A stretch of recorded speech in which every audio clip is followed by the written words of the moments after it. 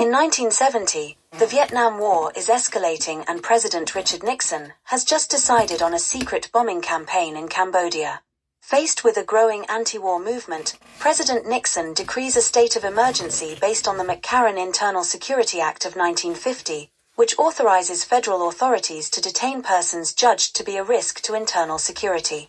Members of the anti-war movement, civil rights movement, and the feminist movement, as well as conscientious objectors and members of the Communist Party, mostly university students, are arrested and face an emergency tribunal made up of community members. With state and federal jails at capacity, the convicted face the option of spending their full sentence in federal prison or 3 days at Punishment Park.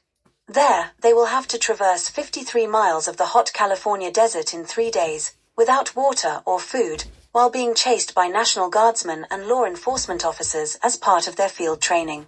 If they succeed and reach the American flag at the end of the course, they will be set free. If they fail by getting arrested, they will serve the remainder of their sentence in federal prison.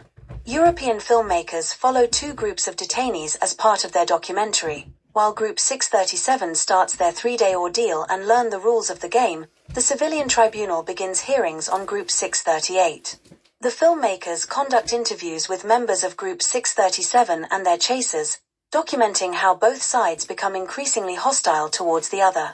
Meanwhile, the film crew documents the trial of Group 638 as they argue their case in vain for resisting the war in Vietnam.